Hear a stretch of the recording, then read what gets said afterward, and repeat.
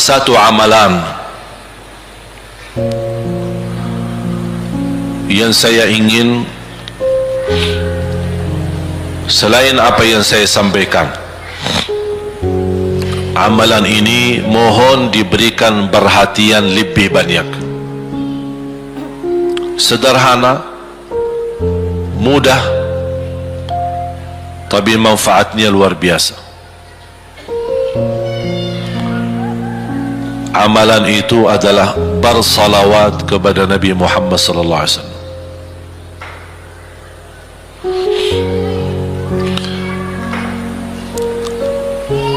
Kali ini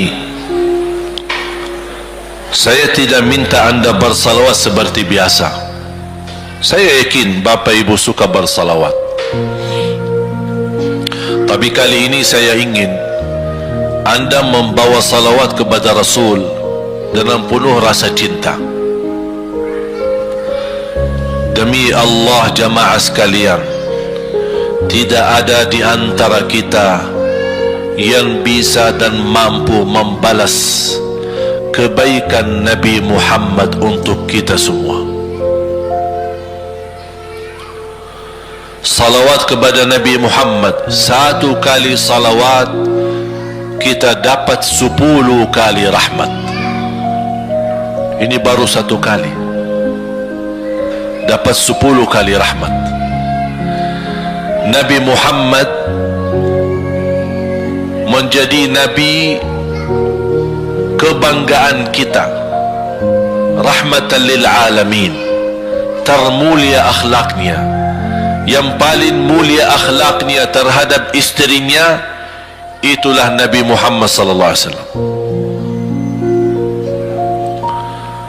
Setiap malam saya suka minta maaf sama istri saya. Saya sampaikan, mohon maaf, saya belum mampu menjadi semulia akhlak Nabi Muhammad sallallahu alaihi wasallam. Yang termulia akhlaknya terhadap istrinya Nabi Muhammad. Makanya kata Rasulullah di hadis yang sahih,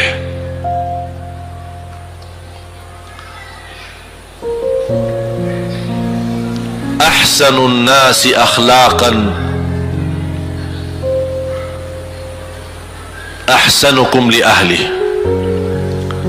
Yang paling laki-laki yang termulia adalah laki-laki yang termulia akhlaknya terhadap istrinya. Dan Rasul juga bersabda, dan akulah yang termulia terhadap istri-istriku. Nabi Muhammad itu bukan hanya dengan salawat kita dapat 10 kali rahmat, tapi kita dengan bersalawat kepada beliau dijamin kita dapat syafaat beliau di hari kiamat. Bahasa syafaat yang kita semua sudah tahu, semua berkeinginan mendapatkan syafaat, dan semua berdoa mengharapkan syafaat Nabi Muhammad sallallahu alaihi wasallam. Tapi Bapak Ibu belum tahu sejauh mana kemuliaan syafaat yang kita tunggu yang diberi nanti oleh Rasulullah sallallahu alaihi wasallam. Syafaat Nabi Muhammad sallallahu alaihi wasallam adalah langkah yang kita harapkan, bukan hanya umat Islam, bahkan seluruh umat, Yahudi, Nasrani, Buddha, Hindu, seluruh manusia di hari kiamat mengharapkan syafaatnya yang disebut dalam hadis asy-syafa'atul kubra, syafaat yang paling agung yang Allah izinkan Nabi Muhammad untuk diberi kepada seluruh manusia, yang Islam maupun yang tidak Islam. Karena di saat hari kiamat seluruh makhluk Allah subhanahu wa ta'ala, seluruh manusia, bahkan bangsa jin, semuanya berdiri habis dibangkit oleh Allah subhanahu wa ta'ala. Semuanya berdiri di hadapan Allah menunggu hisab dimulai lebih dari 50.000 tahun. Bisa enggak terbayang berdiri berapa lama? 50.000 tahun. Dan semuanya keadaan laki dan perempuan sebagaimana baru dilahirkan.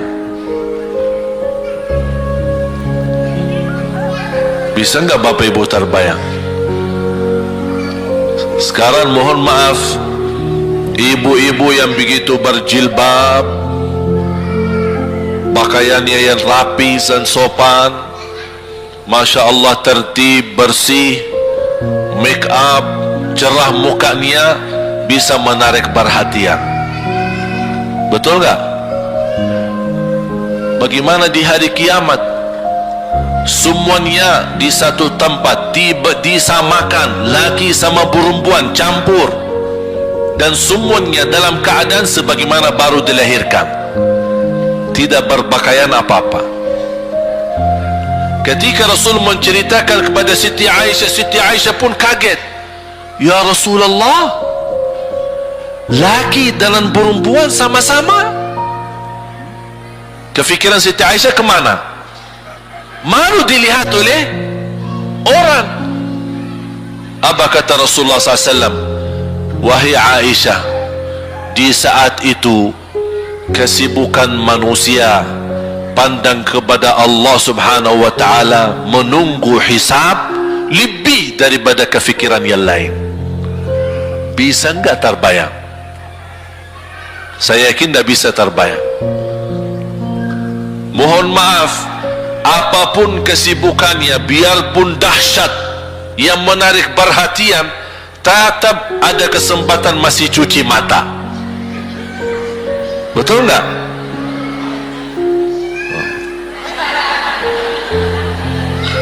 Tapi kalau di hari kiamat, beda keadaannya. Apapun yang saya jelasin, tidak akan mungkin Bapak Ibu bisa bayangkan, karena itu bukan dahsyat lagi, tapi di luar batas kemampuan kita. Makanya Siti Aisyah sebagai manusia wajar kalau terkejut. Ya Rasulullah, kami dan laki-laki sama-sama. Rasul maklumi fikiran Siti Aisyah sebagaimana memaklumi fikiran kita yang sama. Tapi ternyata kalau di sana beda. Makanya di saat itu belum lagi matahari didekatkan. Disebut dalam hadis mil, 1 mil. Di dalam satu hadis 1 mil adalah, kalau untuk dalam mata itu kan berapa ukurannya? Berapa senti ya? Sangat kecil. Betul? Kalau dalam bahasa Arab itu namanya mil. Berarti ukuran nanti di hari kiamat kita berdiri 50.000 tahun dan mataharinya dekat seperti ini. Di riwayat mil bukan yang itu maksud, tapi adalah ukuran perjalanan 1 mil. Kira-kira 1 mil cukup jauh? Sama, kurang lebih berapa kilo? 1,5 kilo, ya, kurang lebih 1,5 kilo. Sekarang jutaan kilometer kita merasa panas. Sudah ada AC, sudah ada kipas, sudah ada ujang, sudah ada ini, tapi merasa begitu panasnya. Itu jutaan kilometer. Bagaimana kalau 1,5 kilo?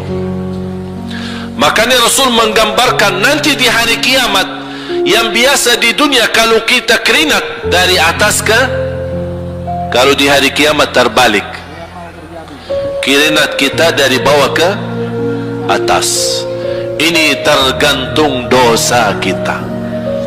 Kata Rasulullah, ada yang keringatnya sampai ke mata kaki, ada yang sampai ke lutut, ada yang sampai ke paha, ada yang sampai ke perutnya, ada yang sampai ke dadahnya, ada yang sampai ke lehernya, bahkan ada yang sampai merasa sudah sesak nafas, ingin melamatkan diri supaya tidak tenggelam di dalam keringatnya sendiri.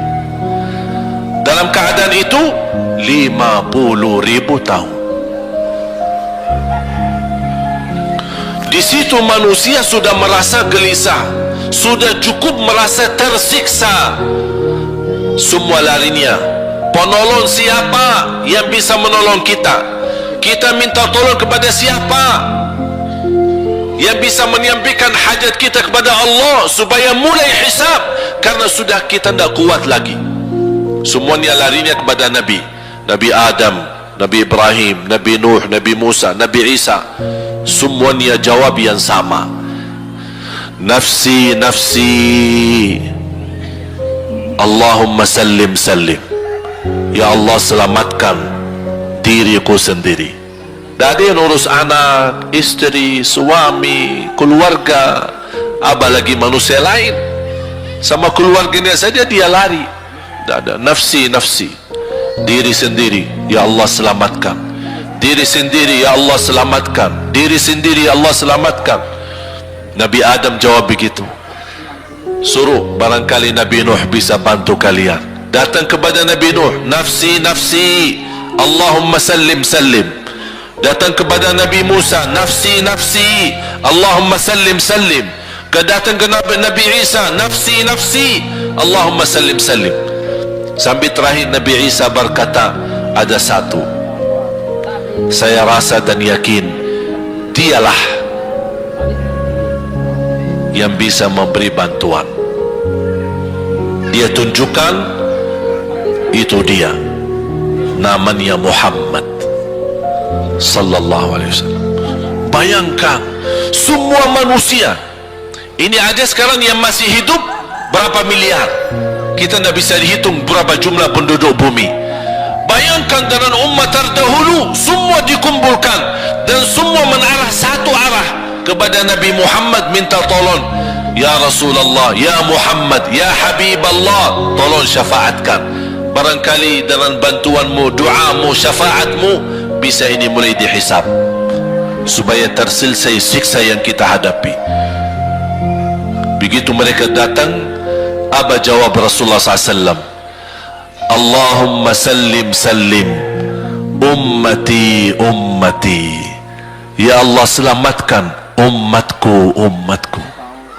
Fikirannya umatnya, bukan istrinya, bukan anaknya, bukan orang tuanya, bukan siap, umatnya. Umatnya dia fikirkan. Kemudian dia sujud di hadapan Allah Subhanahu wa ta'ala.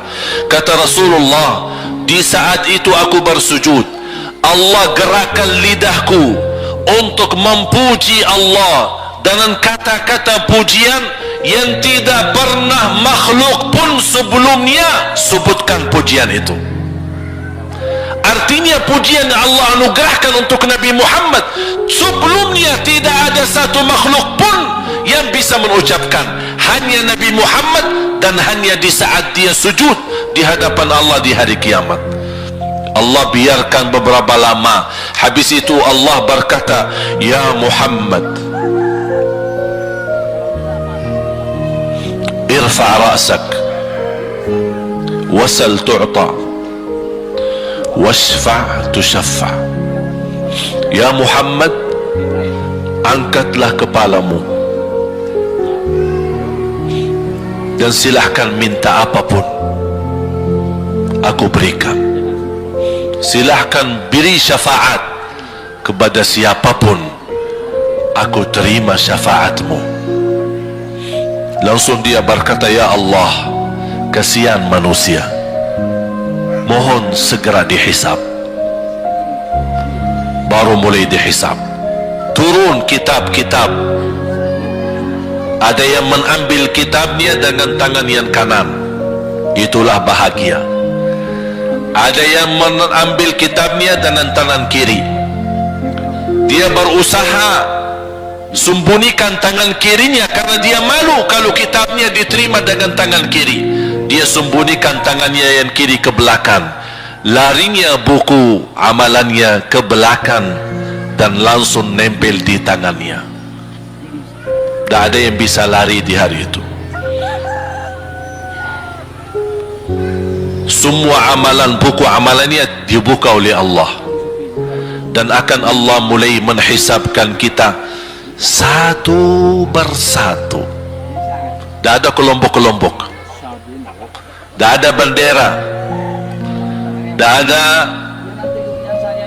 ormas, tidak ada kelompok, tidak ada pimpinan, masing-masing.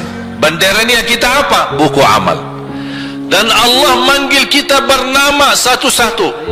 Ibu, sini, datang. Kata Rasulullah sallallahu alaihi wasallam, yuhasibullahu al-abida laisa bainahu wa bainahu turjuman. Allah akan hisab hamba-hambanya satu demi satu, bersatu-bersatu, dan tidak ada penerjemah. Jadi tidak bagi terjemah, translate.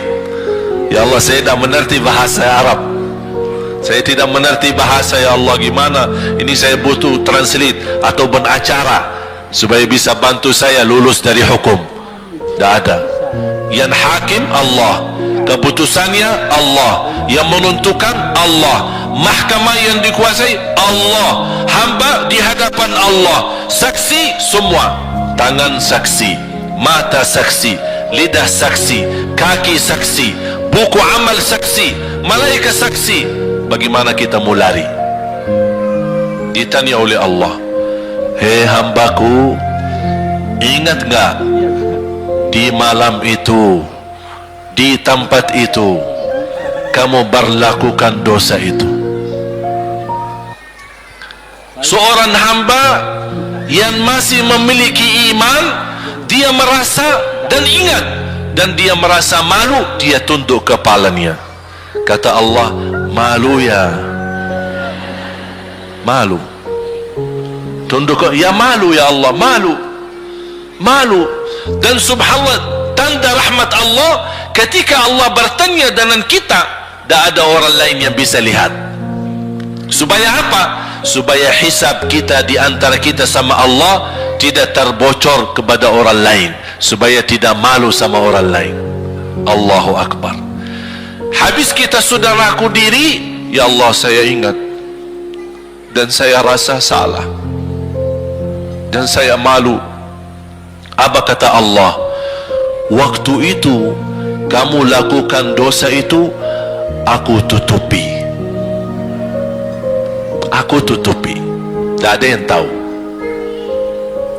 Kita lakukan dosa ini udah sekian tahun, ada yang tahu nggak? Ada yang tahu, karena kita lakukan di saat sembunyi. Kata Allah, di saat itu kamu lakukan dan kamu tahu itu dosa, tapi aku tutupi supaya kamu jangan menjadi malu di depan keluarga atau di depan sahabat. Aku tutupi. Dan aku sekarang sudah menutupi dosamu di dunia, dan sekarang aku hapuskan dan ampuni dosamu di akhirat. Allahu Akbar. Disitulah terasa anugerah ampunan Allah yang maha kuasa. Dan Allah di saat itu mampu menghukum kita. Dan kalau Allah menghukum kita, Allah tidak pernah menzalimi kita. Justru itu keadilan Allah.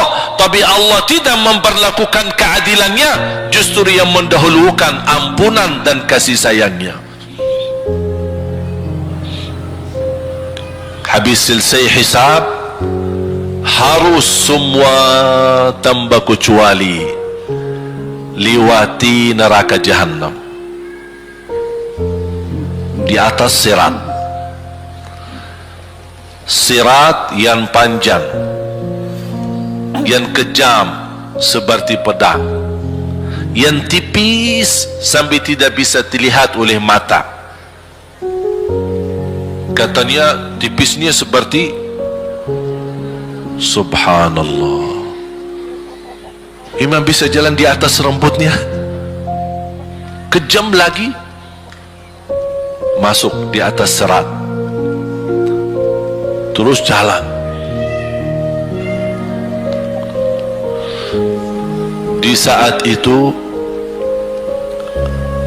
ada doa yang menyelamatkan kita sampai menuju surga.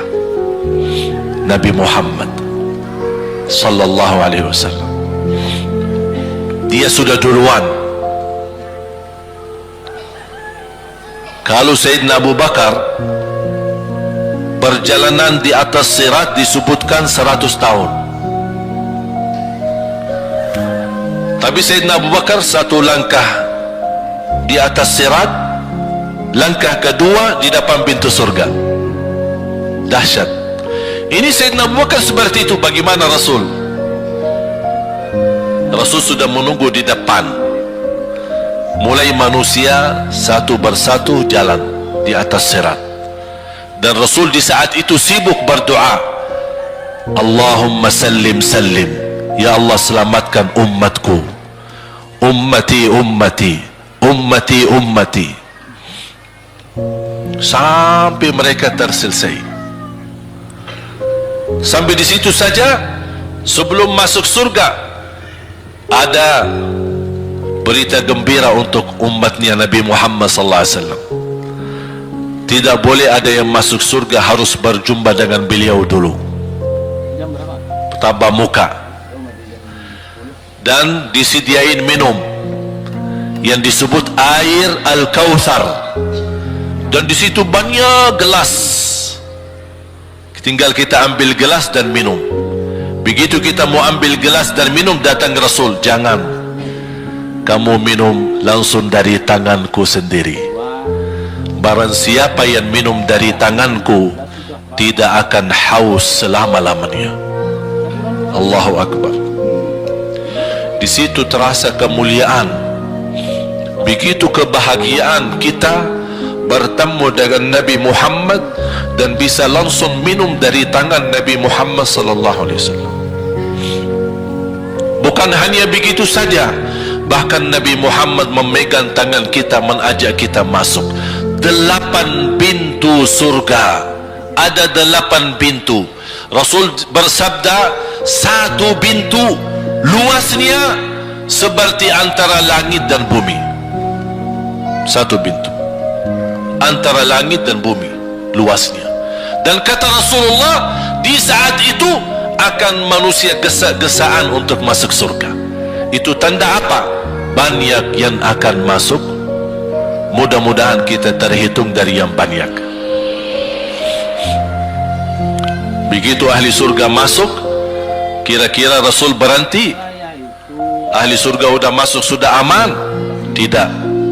Rasul balik lagi, keluar dan menuju dari langkah sirat yang pertama, melihat ada enggak ternyata ada di antara umatnya yang tersisa, yang dosanya terlalu banyak, gesa-gesaan di jalan, merangkak di jalan sampai jatuh di dalam neraka. Rasul mana mereka? Masuk ke neraka.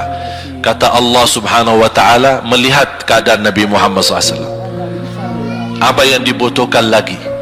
Kata Rasul, ya Allah, saya tidak akan puas masuk surga sampai hamba-hambamu yang ada di neraka, umatku, diselamatkan. Allah subhanahu wa ta'ala mengizinkan Nabi Muhammad keluarkan dari neraka. Dia keluarkan. Sudah cukup ya Nabi Muhammad? Tidak cukup ya Allah, masih ada lagi. Diambil lagi, dikeluarkan, diambil lagi, dikeluarkan. Artinya dari umat Nabi Muhammad yang masih banyak dosanya, yang masih banyak kelewatannya sama Rasulullah, yang tidak pantas memberi kemuliaan kepada Rasulullah SAW, dapat pula syafaatnya Nabi Muhammad. Yang tidak pernah memberi tanda sayang dan cinta kepada Rasul, dapat rasa sayang dan cinta Nabi Muhammad SAW. Sampai kata malaikat Jibril, demi Allah saya melihat Nabi Muhammad mengambil manusia dari neraka Jahannam, diselamatkan dari siksa dan membawa mereka ke surga. Kata malaikat Jibril, sampai aku kira tidak ada lagi yang tersisa di neraka Jahannam, saking banyaknya yang dikeluarkan oleh Rasul. Itu syafaat Rasul sallallahu alaihi wasallam. Oleh karena itu jamaah sekalian, ini yang saya ceritakan. Saya mohon kalau anda lagi bersalawat, ingat itu semua. Nabi Muhammad bukan Nabi yang biasa. Nabi Muhammad adalah Nabi yang penolong kita nanti di hari kiamat.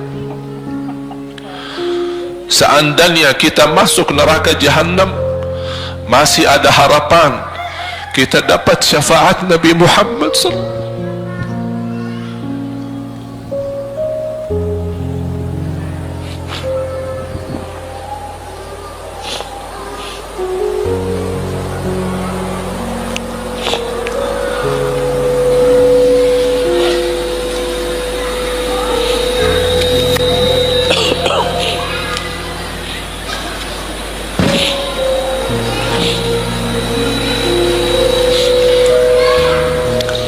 Yang masuk neraka saja dapat syafaat Rasul. Jadi sejauh mana kita bisa mencintai beliau, sejauh mana kita minat mempelajari kehidupan beliau, sejauh mana kita mengenal sunnah-sunnah beliau. Di zaman ini, umat yang paling bodoh terhadap beliau kita, umat Islam. Kita umat Islam banyak hal yang tidak tahu tentang beliau, tidak tahu bagaimana perjuangan beliau, bagaimana doa beliau untuk kita, bagaimana kesedihan beliau kalau ada di antara kita yang kena musibah atau keburukan, apalagi masuk neraka. Siti Aisyah radhiyallahu anha,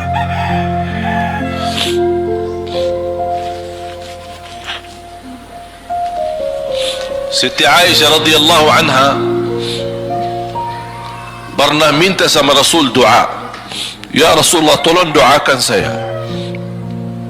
Rasul mendoakan, Allahumma ighfir li Aisyah ma taqaddama min dhanbiha wa ma ta'akhkhar, ma qaddamat wa ma akharat, wa ma asarrat wa ma a'lanat. Ya Allah, ampunilah dosa-dosa istriku Aisyah, dosa yang lama, dosa yang baru, dosa yang terang-terangan maupun dosa yang tersembunyi.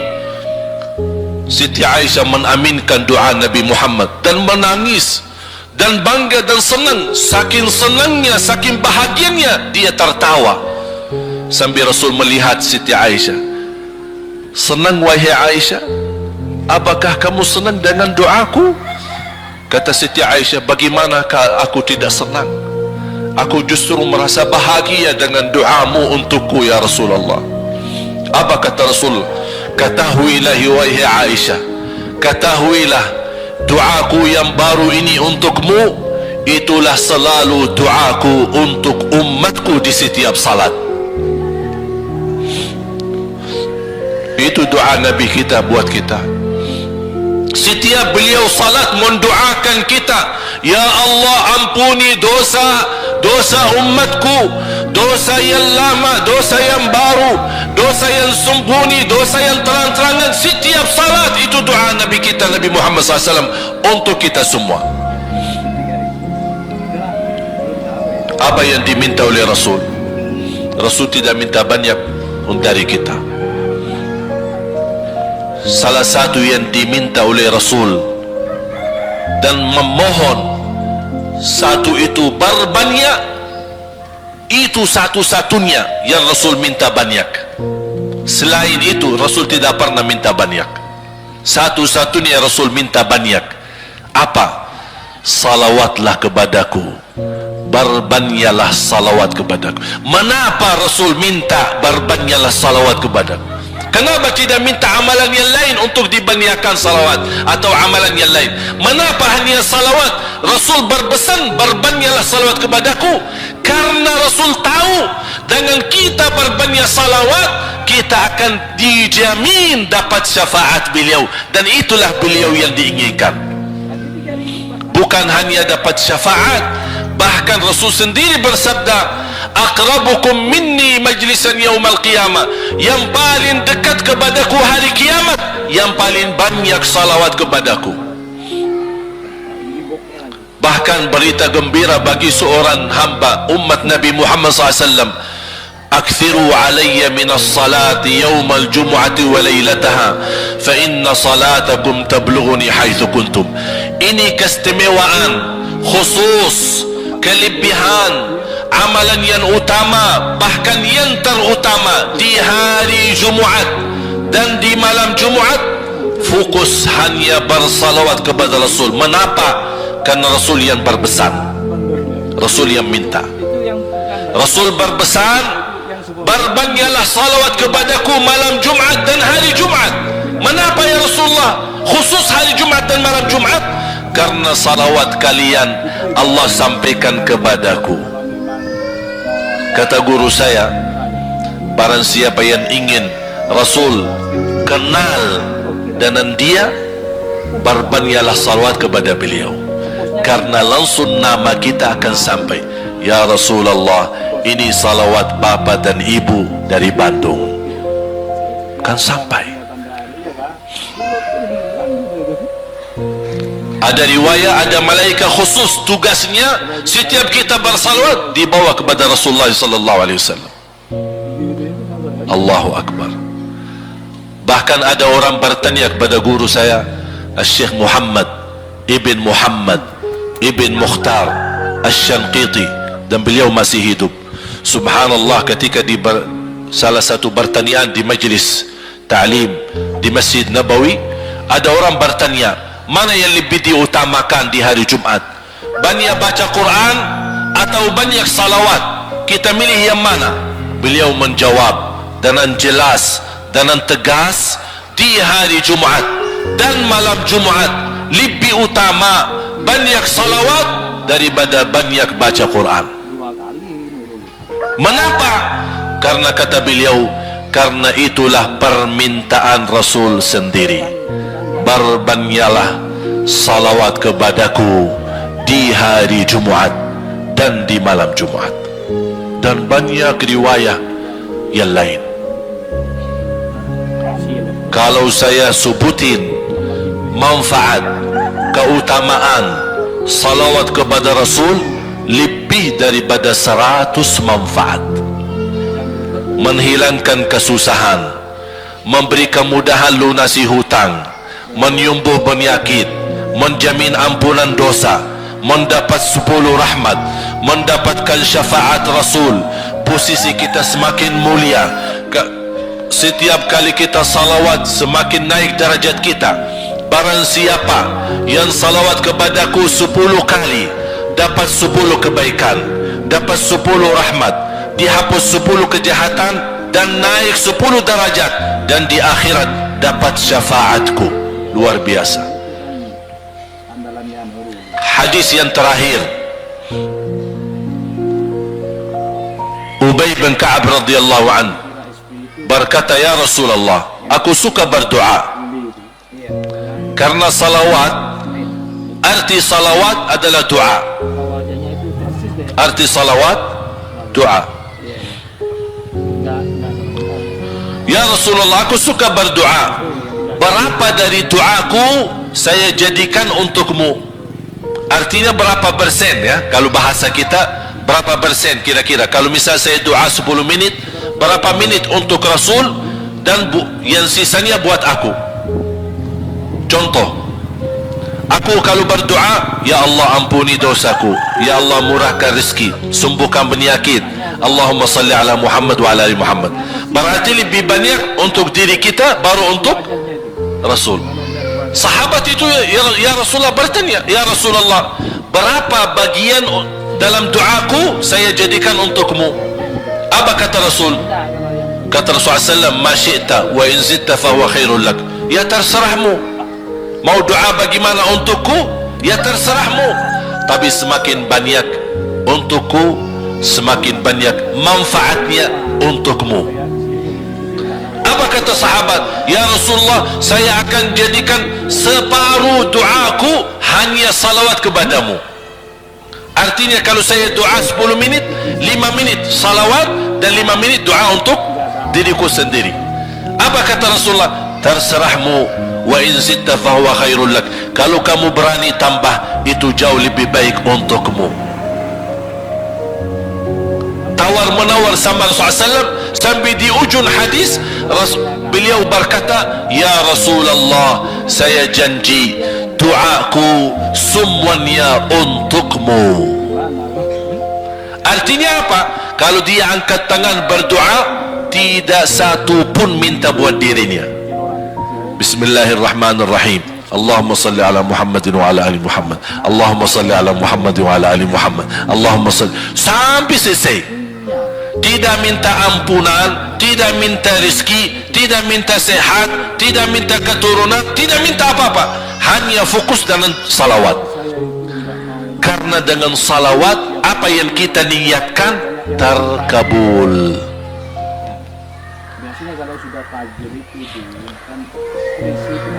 Saya dapat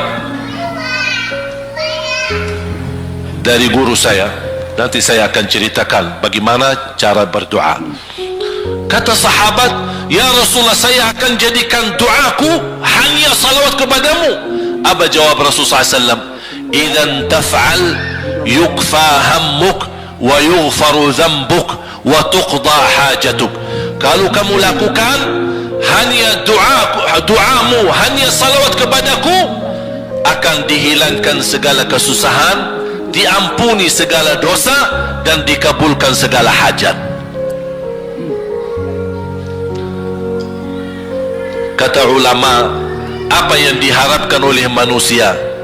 Hidup di dunia tambah susah dan hidup di akhirat tambah dosa. Betul? Itulah kita dapat dengan salawat kepada Nabi Muhammad SAW. Berdoa, ketika anda berdoa, contohnya seperti ini. Setiap anda berdoa, biasa mulai dengan bismillah dan memuji Allah Subhanahu wa ta'ala.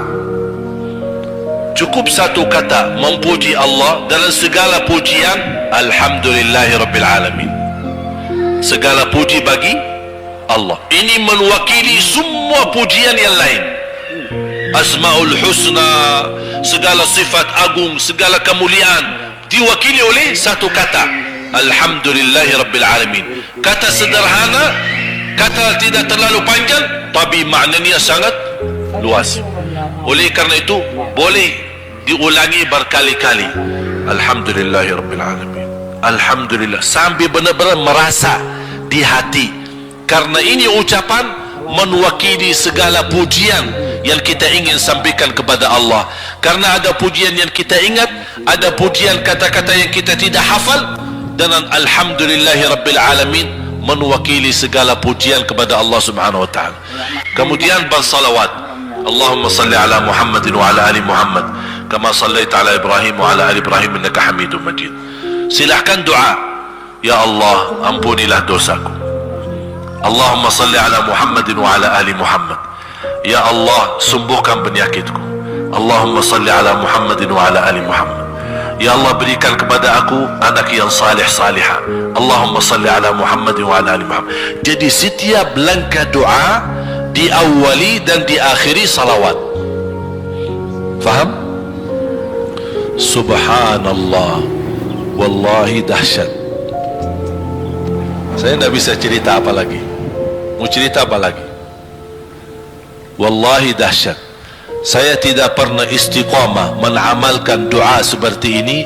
Alhamdulillah, selalu terkabul. Bahkan nyata Allah kasih, udah selesai. Wallahi jamaah sekalian, salawat kepada Nabi Muhammad bukan budaya, bukan kebiasaan, tapi amalan yang sangat manfaat buat keselamatan kita, kebahagiaan kita di dunia maupun di akhirat. Bahkan keselamatan buat anak kita, salawat kepada Nabi Muhammad SAW. Terakhir sekali lagi, ketika anda bersalawat, apa yang saya cerita tadi tolong dihadirkan dalam fikiran. Siapa Nabi Muhammad itu? Nabi Muhammad penolong kita di hari kiamat. Nabi Muhammad yang membawa syafaat untuk kita. Nabi Muhammad yang menunggu kita di surga. Nabi Muhammad yang membela kita di saat kita berdiri di hadapan Allah. Nabi Muhammad yang akan membantu mendoakan kita saat jalan di atas sirat. Nabi Muhammad yang mendampingi kita nanti ketika kita minum dari air Al-Kautsar. Nabi Muhammad yang menemani kita masuk ke dalam surga. Nabi Muhammad yang tidak pernah lupa sama kita. Makanya ketika anda bersalawat dan membawa perasaan dan membawa penghayatan ini, insya-Allah jemaah sekalian akan terasa, ya Allah, ternyata indahnya salawat kepada Rasul, karena sudah kontak di hati. Apalagi kalau anda begitu salawat dan salam, Rasul jawab kita, Waalaikumsalam ibu. Tapi cuma kita tidak dengar. Dia dengar salawat kita, dia dengar salam kita, tapi kita tidak mendengar jawab beliau. Allahu Akbar. Wallahi kalau bisa kita rasakan, wallahi ibu bapak akan sendiri menangis tanpa merasa. Sendiri, kok tiba-tiba nangis, kok tiba-tiba kok tidak bisa tahan diri.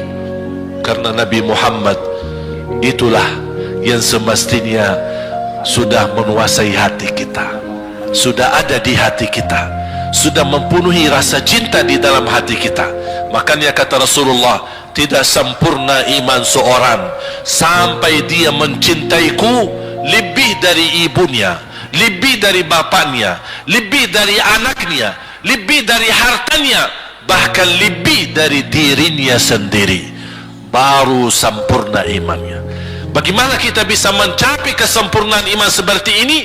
InsyaAllah dengan bersalawat, dengan membawa perasaan, membawa kehadiran cerita-cerita yang sama-sama kita belajari, baru akan terasa di dalam hati posisi Nabi Muhammad akan semakin besar, semakin mulia di hati kita. InsyaAllah semakin mulia di hati kita, InsyaAllah akan semakin semangat beribadah, semakin semangat mendekati, semakin semangat mempelajari, dan semakin insyaAllah menjadi baik di mata Allah dan insyaAllah baik di mata manusia. Amin ya Rabbal Alamin.